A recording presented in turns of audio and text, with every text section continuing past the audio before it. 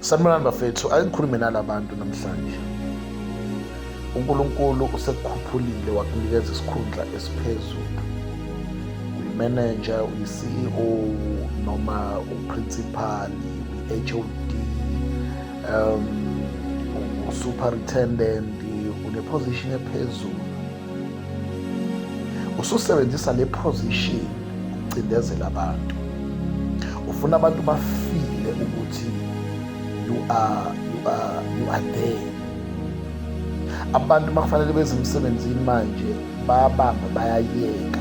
Akusemnandi ukuze emsebenzini ngenxa yakho.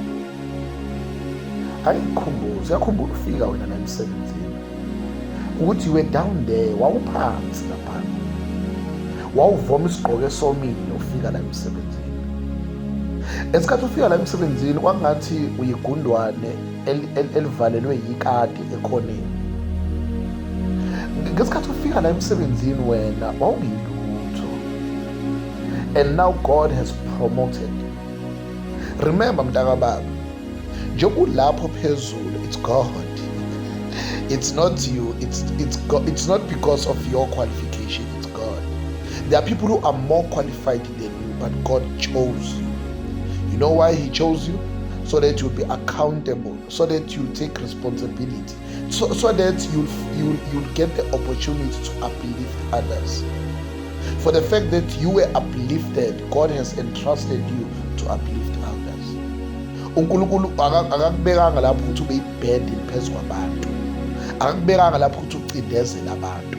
Abantu abasakhululekile manje, abasakwazi ukuthi baye emsebenzini, ayisekho ijoy emsebenzini ngenxa yokuthi kwabekwa wena waba ngaphezu kwabo. Akugitshelwa phezu kwamakhanda abantu, kodwa ungenwa ngaphansi kwey'nyawo zabantu. Kuba uNkulunkulu ekunikeza iposition, usuke ethi fukula abantu. And let me tell you the secret, the more ukhuphula abantu beba laphana phezulu noma beba izinto ey'thile ngenxa yokuthi bakhushulwe wena, lalela, i-reward iza kuwe. Awusisona isilima uma wehla uyokhuphula abantu ngenxa yokuthi uNkulunkulu ukuphakamisile.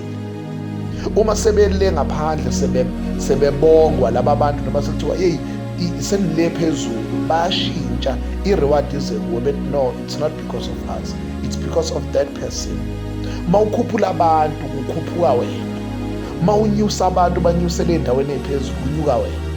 Kodwa isilima sibona ukuthi uma silapha phezulu fanele sithole i-opportunity yokucindezela abantu. Akusemnandi emsebenzini ngenxa yakho. Abantu sebefuna ukuresign emsebenzini bayofuna eminye imisebenzi ngenxa yakho. Musukuyenza leyo nto mfowethu. It's God who has put you there, and uNkulunkulu futhi uyena ozokudiliza. And mayise kudiliza kuzokuba mnandi. Yabona uma uhlala la emakhanda abantu bayakhathala, iy'ntamo zabo ziyakhathala, and indlela ozowa ngayo ayizukuba mnandi. Be careful how you treat people when you are up there, because it's God who has put you there. uNkulunkulu okubeke laphana, ukubekele so that you be a steward, so that uzokwazi ukuthi-ke abantu basizakale ngenxa yakho.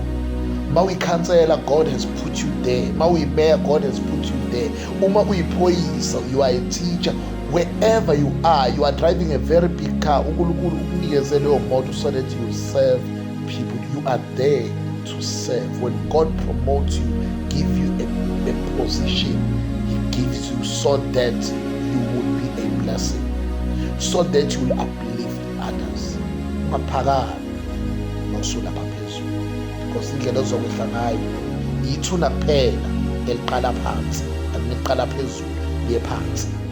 Indlela ozokwehla ngayo uzoba yi-disaster. uNkulunkulu anibusise bafowethu, ungaphakami.